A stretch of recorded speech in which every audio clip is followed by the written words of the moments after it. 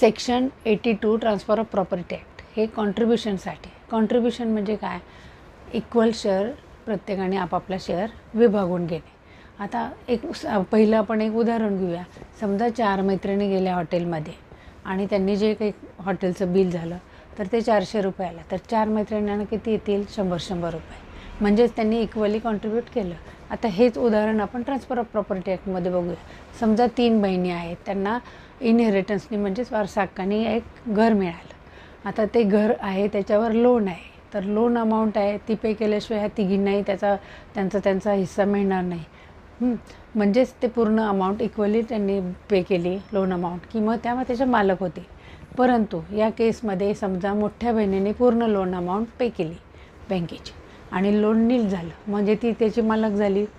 परंतु जर ह्या दोघींनाही ते घर हवं आहे तर त्यांना त्यांचा शेअर त्यातला दिला कीच मग त्या घरातला हिस्सा मागू शकतात.